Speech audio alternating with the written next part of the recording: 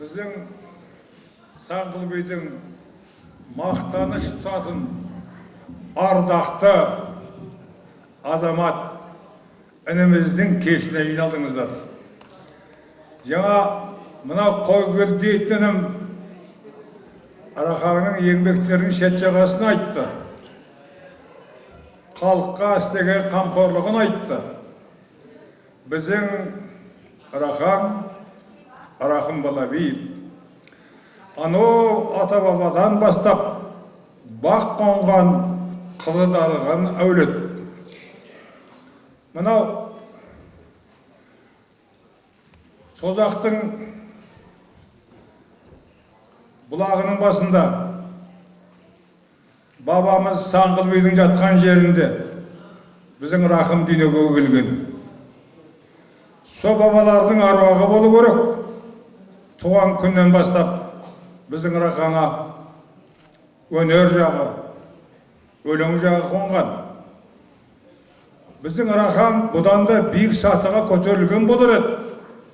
Рахаңның тілегі орындалып, ерте кезде, жас кезінде қалаған оқуына түсіп, мамандыққа бітіргенде, соған қарамастан әртүрлі қызмет істеп, мекеме басқарып, ел басқарып жүрсе де, өнерді тастамаған.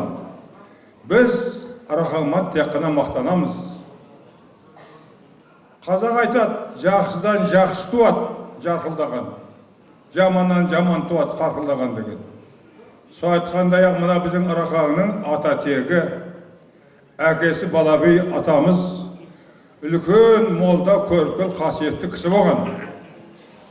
Міне бабамыздың, атамыздың бір көргендігін сізден айтайын.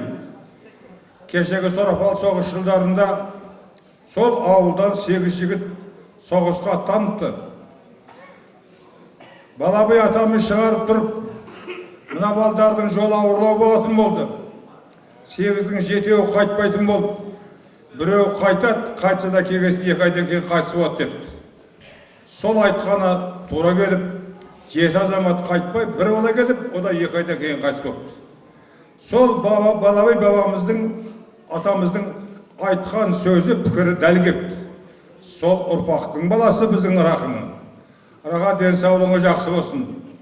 Сізде Шымкент облысында, Қазақстанда білмейтін, танымайтын кісі жоқ. Аллаға шүкір, сізді біз мақтамаймыз, сізді мақтанамыз. Саңғылбай ұрпағының бүгінгі құлыншағысыз, бүгінгі ізбасарысыз. Өсіп атқан жастарға өнеге көрсететін ардақты атаның бірісіз. Алла қосса 2 жылдан кейін 80-ге келесіз. Нәсіп тартса, ондай тойлаймыз. Оның ар жағында тағы белестер бар. Беретін еңбегіңіз көп халқыңызға, ағайыныңызға. Ағайын туысқаныңыз сізден соны күтеді. Алла жар болсын, тілек орындасын. Ағамыздың денсаулығы жақсы, балдардың қыздардың рахатын көре берсін. Амин.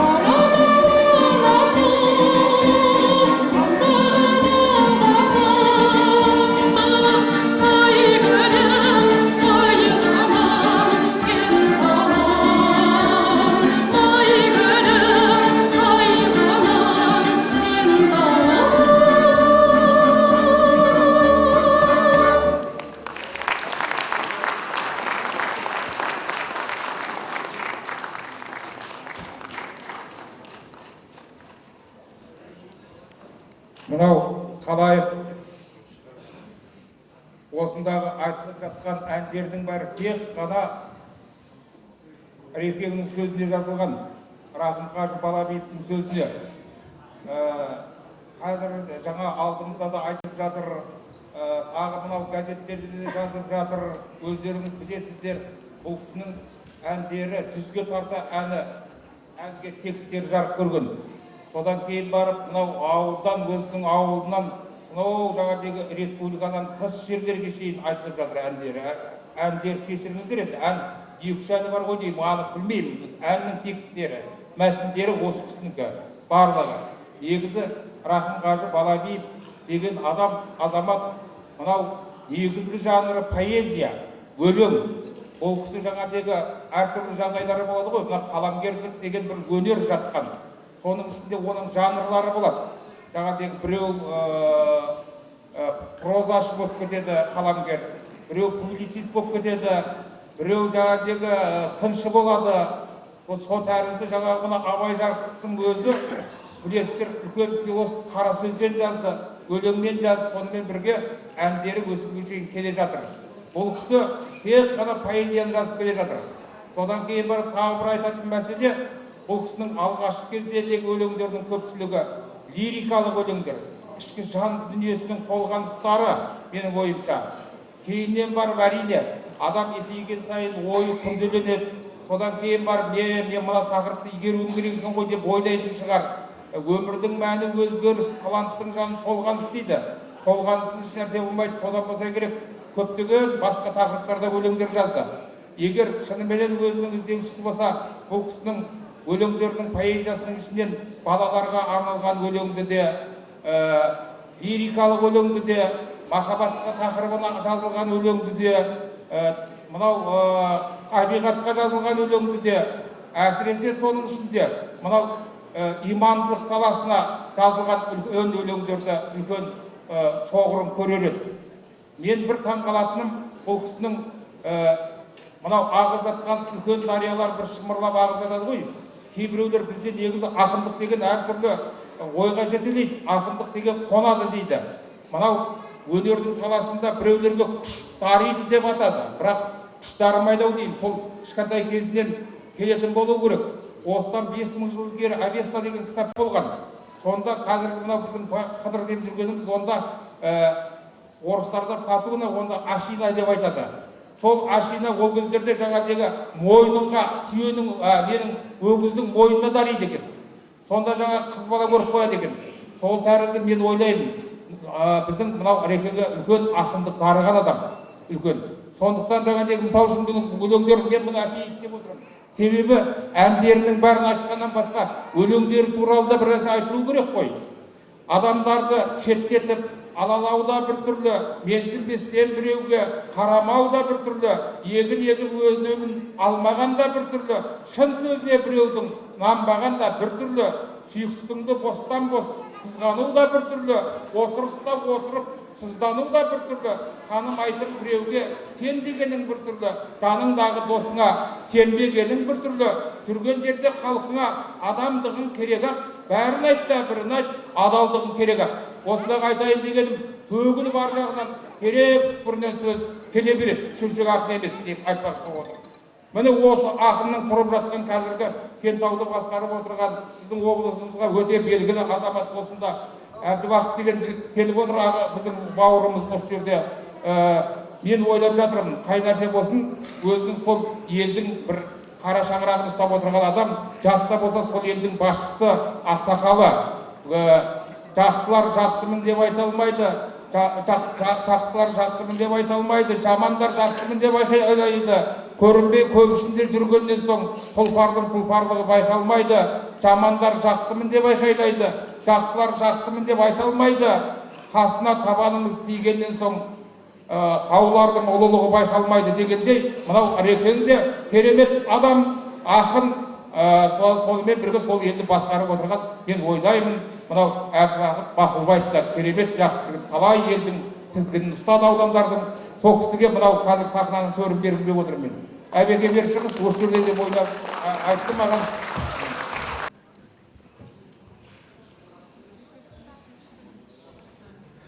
қалайық, құрметті өнерді құрметтеген сүйетін үлкенді кішілі залда қатысып отқан ағайындар. Енді жаңа беке сәл бір не болыпты, мұнда мен қарап отырсам ол шығып кетті. Біздің қаламыздың ардагерлер кеңесінің төрағасы Исақан Жұмабайұлы осында қатысып отыр еді. Енді ол кісіні шақырып осында шығарайын деп едім. Енді құрметті қалайық, енді мен ойлаймын, мынау жаңа Әміз ағамыз айтып отыр ғой, мынау енді ақындық деген біреу айтады күш береді дейді, біреу айтады Құдайдың берген деп айтады. Бұл енді мүмкін не сол бала жастан болатын шығар деп. Мен ойлаймын, енді ол ақындық деген ерекше бір жаратқанның берген, жалпы ақындық, творчестволық деген ерекше бір жаратқанның берген бір күші ғой деп ойлаймын. Ол творчествомен, яғни ойшылдық дегенге келеді. Ойшылдықпен кім айналысады? Ойшылдықпен, творчествомен айтатын ойы бар, дүние, ішкі дүниесі терең, айналасындағы әртүрлі құбылысты бөтен көзбен қарап, оның небір түйткілдерін түсініп, соны кейінгіге жинақтап, тұжырымдап, түсінікті түрде қалдырып кететін сондай бір ұлы күштің егесі ғана сонымен айналысылады деп ойлаймын. Сондықтан да мына бүгін енді рақым ағамызды дәл осындай тұлға деп танимын. Жаңа айтып отырсыздар, көп жылдар еңбек етіп, Советтің дәуірінде халқына тұрып атқан жеріне, еліне еңбек етіп, жақсылық жасап жүріп, сол мүмкін бойындағы жаңа қасиеттердің кейіннен ашылуында сондай болған шығар. Айтылған ой, ол кейін ұрпаққа бағасыз бір құнды дүние. Мен өзім солай деп ойлаймын. Себебі бәріміз де сол жаңағы әріне солай тәрбиеленіп келе жатырмыз ғой. Енді жаңағы поколение дейді ғой, әрқайсымыз солай тәрбиеленіп келе жатырмыз. Сондықтан да осы рақым ағамыздың да ол кейінгіге, қазіргіге, өзінен кейін ұрпаққа беретін үлкен құнды дүниелерінің бірі осы деп ойлаймын. Енді деген ілтипат, үлкен адамгершілік, ойшылдық, соның бәрі сол өзіңіздің ойыңызда тұрған қасиет. Сіз енді тек қана өзіңіз ғана осыны ойыңыздағы жырға, өнерге қосып келіп қалдырып жатқан жоқсыз. Ұжым жұмыс істейді. Мен арнайы кездестім. Ол енді бірден әйне білес алдым деп айту қиын. Бірақ мен ойларым, сол жүргеніңізде, сол кездесуде ой келді. Шынында бұл әдеби шығармашылық ұйымның қаламның жастарына, қаламның халқына беретін тәрбиелік те, жан дүниелік, рухани азықтықта өте үлкен бір кеш өткізіп ол жақсы. Американдықтар қанша істесе де жүгіре береді екен азаматтар. Сол сияқты мынау сізде осы барлығына санаспай, осы өзіңіздің бойыңыздағы барлық жаңағы жиған ойыңызды осы халқыңызға арнап отқаныңызда үлкен қуаныштымын. Осы кешке қатысып отқаннан қуаныштымын. Сіз Кентаудың, жаңа Қаратаудың, Тәждеп Кентаудың да өзі тарихы тереңнен жатқан қасиетті, қадірлі жердің бірі. Бәріңіз білесіздер. Оны бостан босқа заманымыздың ғұлама, ұлы жазушы Мұхтар Әуезов бекер айтпаған, Кентау Қаратаудың тәжі деп. Мен сол Кентаудың сіз үлкен абыз қариясыз, сол елдің үлкен тұлғасысыз. Жағында жазып қойыпты, тұлға шынды, сіз сол тұлғасыз. Мен сізге сол тұлға болып қала беріңіз деп, әр уақытта тұлға болып жүре беріңіз деп тілек айтамын. Өміріңіз ұзақ болсын. Сіздің әлі де мынау творчестволық еңбегіңіз әлі де мол жемісін бере берсін. Әр уақытта сізді сол қаламыздың, халқының арасында осындай шабытты кездеріңізде көбірек біз көре берейік. Ұрпағыңызбен өсіп өтіңіз. Балдарыңыз жақсы танимын. Керемет азаматтар өсіргенсіздер жеңгеміз екеуміз. Сондықтан да өмірдің адами қызығы деген болады. Бала шағаның қызы деп қазақ оны жақсы айтқан. Сол бала шағаның, немеренің, шөберенің қызын көре беріңіз.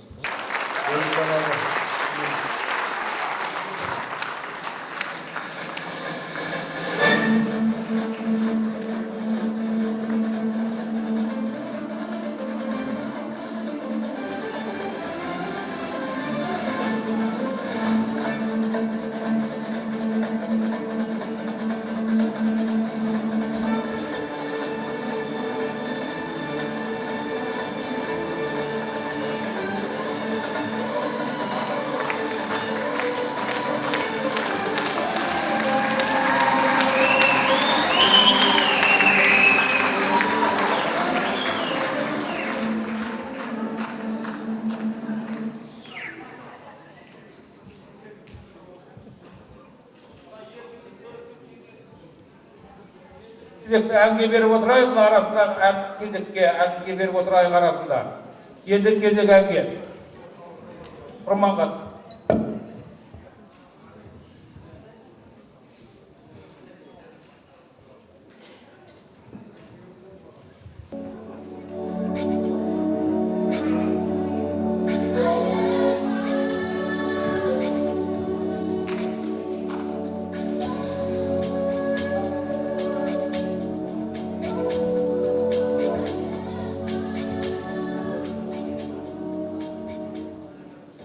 Ауылым алтын бесігім, созағым алтын ордам ақ бесігім, өзің ғана киелі бақ бесігім, таразылап ойымды салмақтасам, маңдайыма жазылып жат есімім, тамақты да қалдырып көшкенге, ойнайтынмын төскей саз төскейінде, қимай қол бұлғап кете бердім, терескейден күнегейге көшкенімде, сенің орның әрқашан бөлігеген, тұз дәмімді бұйырған қорығедем, айналайын төскей саз алмалысай, құшағында жүгіру керек екен. Рахым Балабиев. Қазақ елі жасай бер, гүлдене бер. Қазақстан бұл күнде дамыған ел, бүкіл әлем мойындап танылған ел. Елбасымыз Нұрсұлтан аман болып, айырылмасын ешқашан басылған ел. Қазақстан көрікті жасыл елім, байлығы мол, жасайтын кәсібегін. Тәуелсіздік тұғырым биік болып, тағзым етіп алдыңда бас емін. Шырай берік салынған баспанамыз, шоқ жұлдыздай жайнай дастанамыз. Нұрекенің еңбегі паш етіліп, таңбаланып жазылар тасқан ағыз. Қазақ елі жасай бер, гүлдене бер, қызғалдақтай құлпырып түрлене бер. Әлі талай биіктен көрінеміз, айырылмасақ дәстүрден, тілден егер. Рахым Балабиев. Әке рухымен сыйласу, жан әке асқар тауым дарашым, өзіңе өмірім һәм жанашырым, көзіңе көңілім һәм қарашығым, жаттадым өсиетімнен жиып алдым, дүниенің сен арқылы барасылым. Жан әке жаным шуақ тұлған биік, сен бізге береке едің тұрған тұнып, күні түні толған аман, басыңа бір мұнара орнатсам деп жырдан биік. Рахым Балабиев.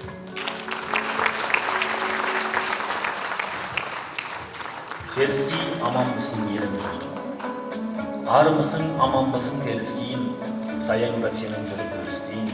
Туған жердің тауыда тасыдастық, қуанышымды мен қалай бөліспейін. Арымысың аманбысың елім жұртым, сағынам көрмей қалсам сені бір күн. Мерейтой, салт дәстүрі қазағымның, ол дағы сенің ғұрпың, менің ғұрпым. Арымысың аманбысың бауырларым, бұйырып татып тұрмын ауыл дәмін.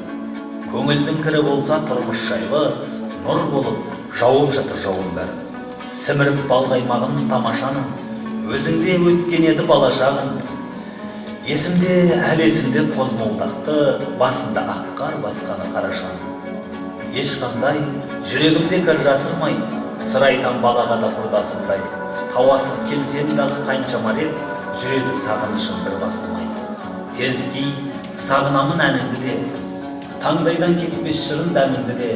Төскей саз, шолақ қорған, қоз молдағым, сағынам мен әйтеу бәріңді де.